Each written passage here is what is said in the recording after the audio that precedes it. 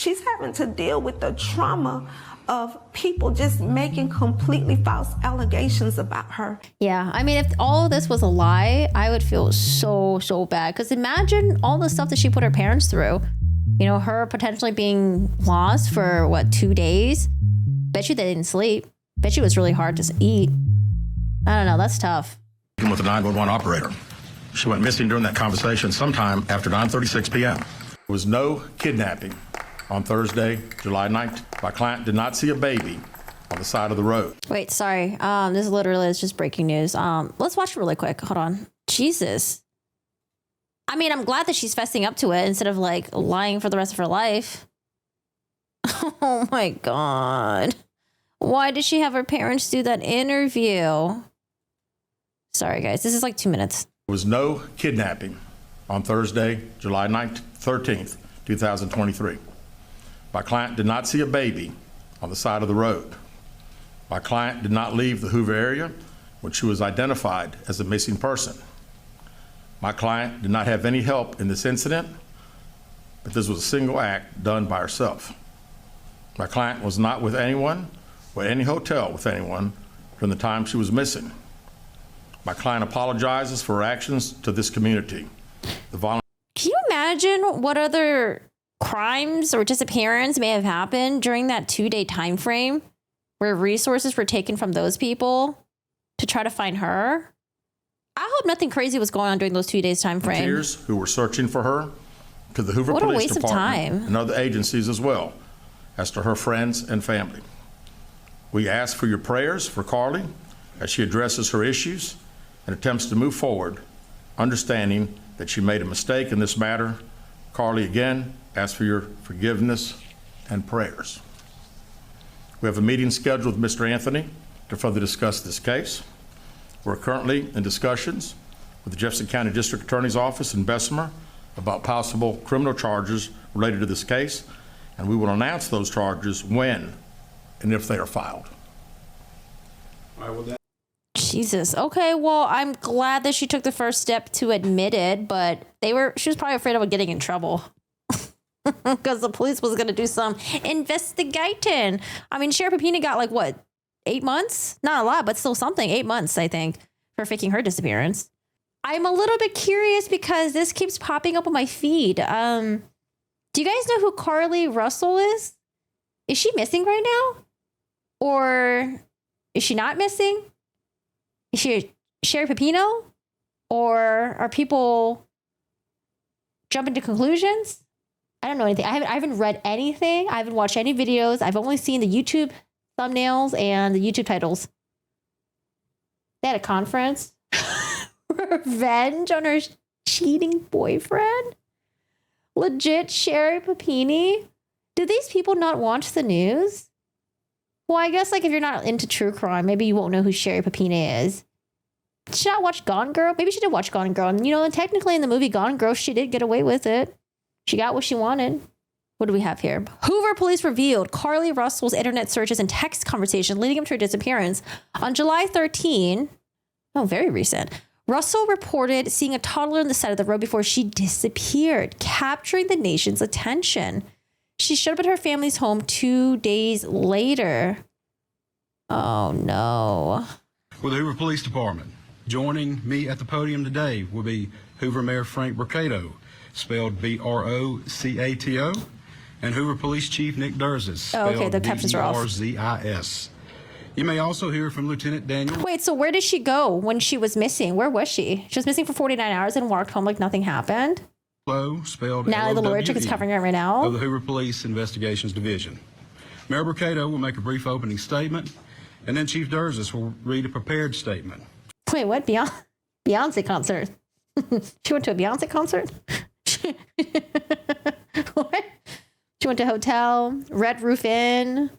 After Chief's statement is complete, there will be an opportunity to ask a few questions regarding this investigation. Keep in mind that this is still an ongoing investigation, so there may be some questions that we cannot answer. With that, I will turn it over to Mayor Brocato.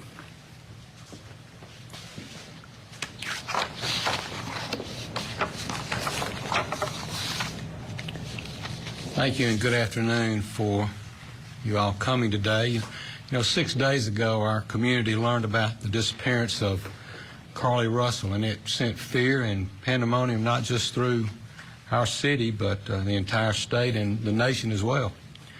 The media quickly... The police only interviewed her once. Are there interview footages on the internet?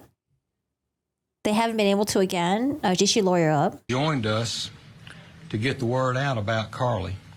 Our community sprung into action, and they organized search parties, arranged prayer vigils, and they took other steps that I'm not even aware of to help in this situation. The Hoover Police Department quickly rallied multiple partner agencies, stopping at nothing to find Carlee. Oh my goodness. Were there other... Can you imagine the amount of... Let's say if she did lie about this, can you imagine all the resources that she took up when there were probably real emergency shit? That's some fucked up shit. Gothic Gothic says she stole a robe and a roll of toilet paper from a job. What? She works at a salon. She Googled how to steal from a cash register.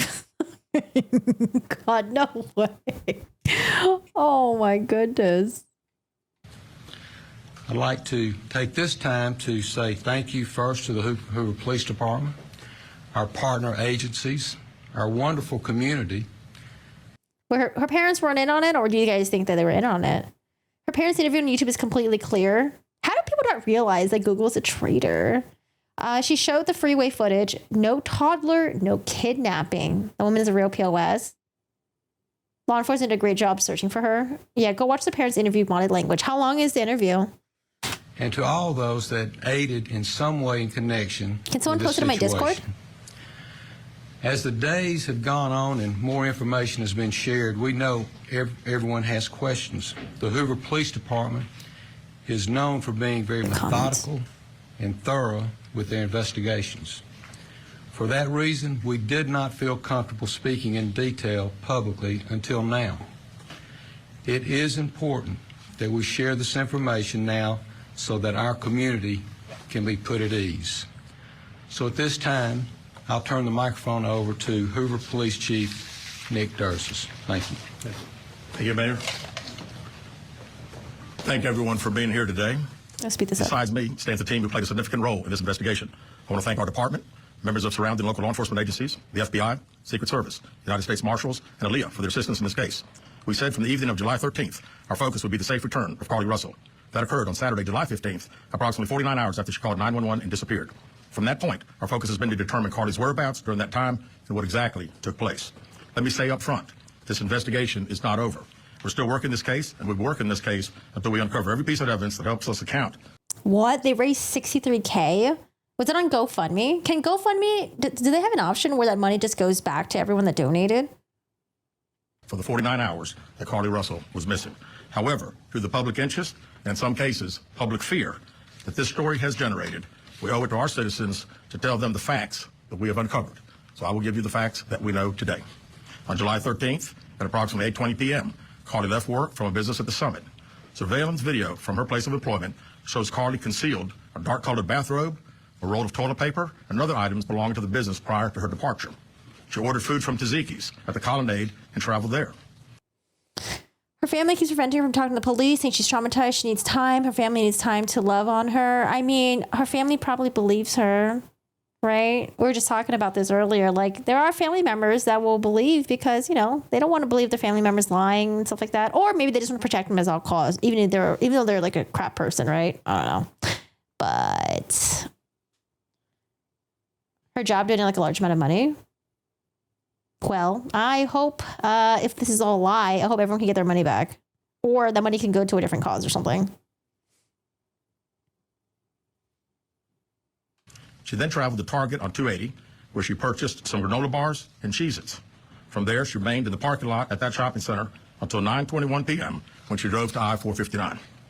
Carlee communicated on her cell phone with individuals known to her while on her path of travel up to the point of calling 911 at 9:34 p.m. And at this time, we will play the 911 call in its entirety.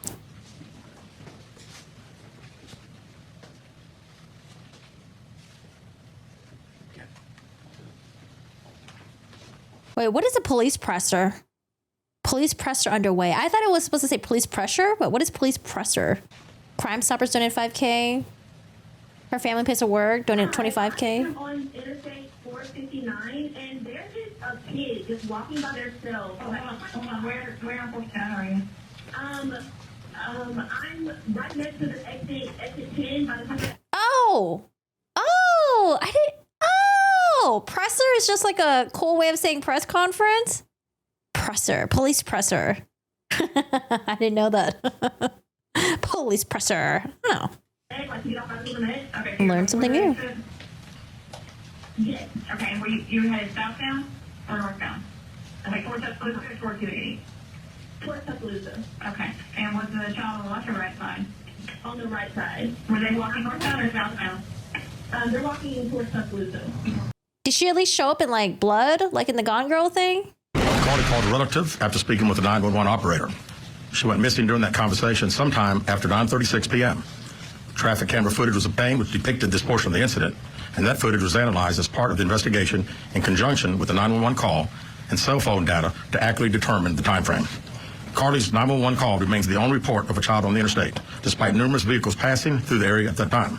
No one has called to report that a child is missing, and the Hoover Police Department did not locate any evidence of a small child walking down the interstate. Data from Carlee's phone, including her Life 360 app, shows that she traveled approximately 600 yards in her vehicle while she was on the phone with 911, stating that she was following a child. 600 yards. That is 6 football fields straight. 600 So she was driving. yards. The Hoover 911 Center received a second call from Carlee's mother, stating that a relative was on the phone with her when they heard Carlee scream, and then they had an open phone line. Hoover police officers arrived on the scene within 5 minutes of being dispatched, and several other officers arrived shortly. I don't understand. Guys, we live in an age where there's like surveillance sometimes, you know? Like surveillance footages. Teslas have like their dash cam cameras. Sometimes there's like the red light cameras. Like, how could you think you would get away with this? They located Carlee's I don't know. She does live in Alabama. I mean, does she think Alabama doesn't have like technology or something like that? And cell phone in the grass near the vehicle. Her purse was Assuming that she's located in the lying. front seat of her vehicle with her Apple Watch in the purse. The food she ordered for Tzatziki's was also in the car. The items she purchased from Target, as well as the items taken from her place of employment, were not in the vehicle, nor were they located anywhere around the scene. Hoover Police deployed all available assets from the point in search for Carlee. Additional resources were called in to include our own drone unit, crime scene investigators. Numerous detectives responded to the scene. Throughout the day Friday, officers from surrounded local and federal agencies assisted Hoover Police in the search for Carlee Russell. Officers returned to the scene on 459 to conduct a thorough line search. Sorry, I slowed it down because he speaks fast. I like the way he speaks. For evidence. K-9 teams from the Jefferson County Sheriff's Department responded to check for any sign of Carlee, the child that she claimed to see, and anything else that could be considered evidence in this case. Those searches all turned up empty. Private citizens, including search parties organized by her family, friends, began looking everywhere that they could to find any trace. These searches took place throughout the day Friday and again on Saturday, yielding nothing. At 10:44 p.m. on July 15th, the Hoover 911 Center receives a call from Carlee's residence stating that she returned home on foot. She didn't even know if the kid she found was a boy or a girl, that it just had a shirt and a diaper on. She came home running naked, apparently, or at least not clothed all the way. She said the kid was about 4 or 5, no shoes on. They apparently walked 6 football fields and drove along the interstate following the child. Came home with $107 folded in her sock. In subsequent investigations, detectives obtained surveillance footage of Carlee walking down the sidewalk alone prior to arrival at her residence. She was conscious and speaking with paramedics when she was transported to UAB. Detectives were able to obtain a brief statement from her prior to being treated and released. I wonder how long they got to talk to her for. During the statement, she told detectives that while traveling down the interstate, she saw a baby walking down the side of the road and called 911. She stated when she got out of her vehicle to check on the child, a man came out of the trees and mumbled that he was checking on the baby. She claimed that the man then picked her up and she screamed. She stated he then made her go over a fence. She claims he then forced her into a car, and the next thing she remembers is being in the trailer of an 18-wheeler. But she doesn't mention how she was like coerced into all of this. Like, did the man have a gun? Did he have a knife? She stated that the male was with a female. However, she never saw the female, only hearing her voice. She also told detectives she could hear a baby crying. She told detectives the male had orange hair with a big bald spot on the back. She said she was able to escape the 18-wheeler and fled on foot, only to be captured again and then was put in a car. She claimed she was then blindfolded but was not tied up because the captor said they did not want to leave impressions on her wrists. She said that they took her into a house and made her get undressed. She believes they took pictures of her, but she does not remember them having any physical or sexual contact. She stated the next day she woke up and was fed cheese crackers by the female. She said the woman also played with her hair, but could not remember anything else. At some point, she was put back in a vehicle she claims was able to escape while it was in the West Hoover area. She told detectives she ran through lots of woods until she came out near her residence. During this interview, detectives noted that Carlee had a small injury to her lip, and she claimed that her head was hurting. She also had a tear in her shirt. Detectives also noted that she had $107 cash. Wait, do they have surveillance footage of her checking into the Red Roof Inn or something like that? Oh my God. In her right sock. All right. I mean, this is detailed. All where sir after a desperate 48-hour driving home late at night. Russell's friend could hear her call out to the child, followed by a scream, and then nothing. But after a desperate 48-hour search, Russell showed up at her parents' house, seemingly unscathed. All right, let's get you back to that press. After giving her time to rest. Detectives continue analyzing data from Carlee's cell phone that was left behind at the scene. We enlisted the help of the United States Secret Service in conducting this analysis. Part of what data included several internet searches in the days leading up to their disappearance that I think are very relevant to this case. On July 11th at 7:30 a.m., the term, "Do you have to pay for an Amber Alert?" was searched. On July 13th at 1:03 a.m., the day of her disappearance, the term, "How to take money from a register without being caught," was searched. On July 13th at 2:13 a.m., the day of her disappearance, the term Birmingham bus station was searched. On July 13th, Birmingham bus station is because they think she like walked on foot and took the bus somewhere? 2:35 a.m., a search for a one-way bus ticket from Birmingham to Nashville was conducted with a departure date of July 13th. Oh no. On July 13th at 12:10 p.m., a search for the movie Taken, a film about abduction, was Maybe she's just a huge fan of Liam Neeson, okay? conducted. There were two searches related to Amber Alerts on a computer at Carlee's place of employment, including one regarding the maximum age of an Amber Alert. Oh, did she want an Amber Alert to go off so her boyfriend would see it on his phone? You think that's what she was trying to do? From my understanding, aren't Amber Alerts mostly just reserved for children? There were other searches on Carlee's phone. I mean, I know sometimes like the iPhone, they'll have like the alerts for like when there's like a missing elderly or like a child that's been abducted and other stuff like that, but that appeared to shed some light on her mindset. But out of respect for her privacy, we will not be releasing the content of those searches at this time. We've asked to interview Carlee a second time, but have not been granted that request. As you can see, there are many questions left to be answered, but only Carlee can provide those answers. What we can say is that we've been unable to verify most of Carlee's initial statement made to investigators, and we have no reason to believe that there is a threat to the public safety related to this particular case. Thank you very much. All right. With that, we'll open the floor for some questions. Please raise your hand and I will call on you. Carol. Chief, do you expect any charges against Carlee Russell in connection with the disappearance and in connection with what was taken from the Woodhouse Spa? Sherry Papini, what did she get? 18 months? Sherry Papini, mother of two, sentenced 18 months in prison for faking her own kidnapping so she can go back to her former boyfriend, which led a 3-week multi-state search before she resurfaced. Where was Sherry Papini hiding out? Do y'all know? Where was she at? Sherry Papini, oh yeah, she said she was abducted by 2 Hispanic women. Oh my God. Where did she go? Papini never gave a rational explanation for her behavior, included months of careful planning. See, here's the thing. You're not when you're trying to do stuff like this, don't be Googling like Taken. Google other people who are trying to do the things that you're trying to do. So she should have Googled Sherry Papini.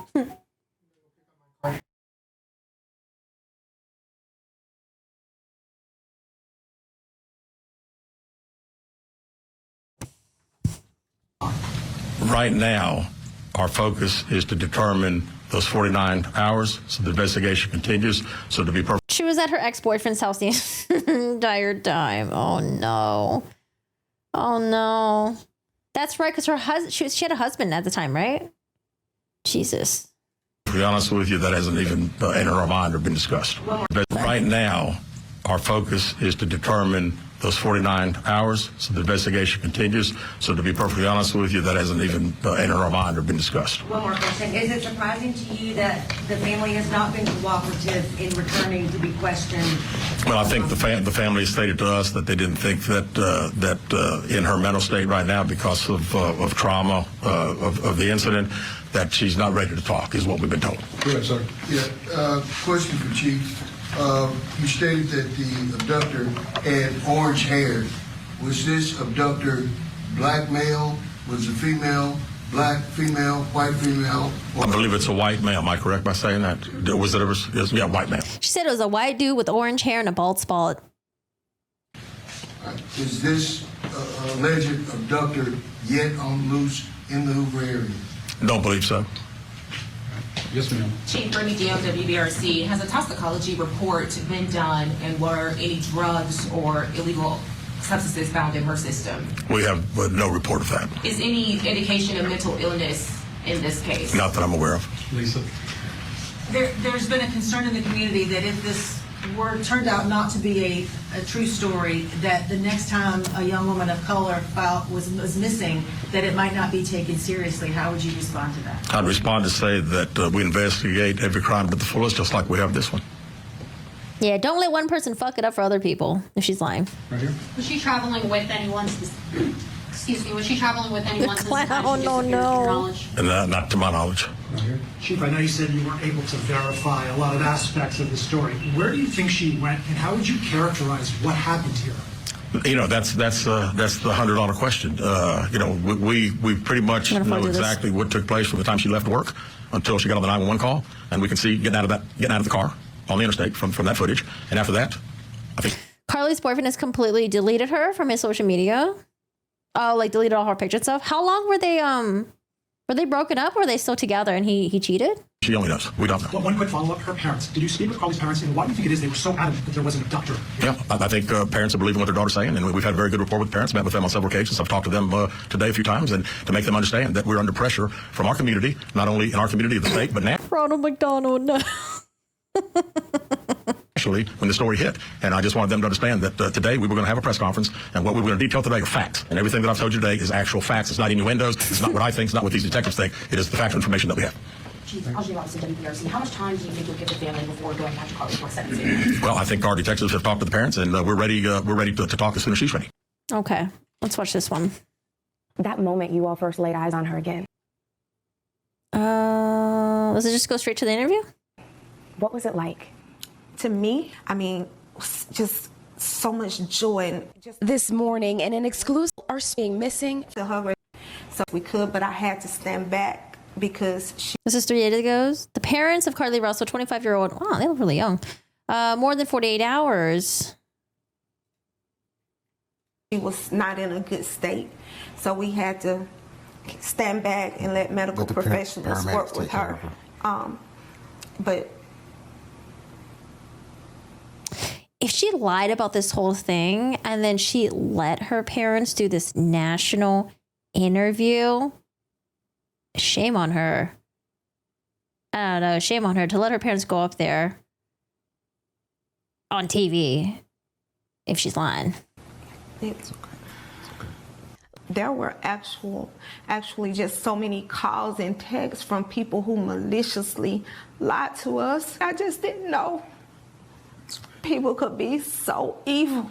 Anything leading to the case itself, we can't discuss that. But they say speculation about the circumstances surrounding Carlee's disappearance are only making things worse. She's having to deal with the trauma of people just making completely false allegations about her. Carlee has given detectives her statement so that they can continue to pursue her abductor. Do you believe that there's an abductor still out there? Absolutely. Absolutely.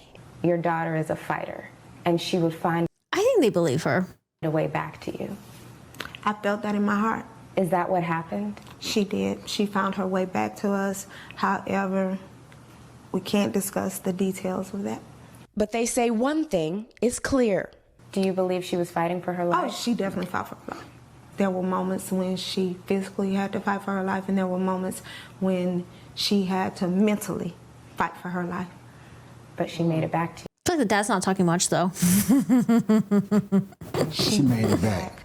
I feel like maybe I feel like they believe her, or maybe they want to believe her. I feel like if you're giving I don't know.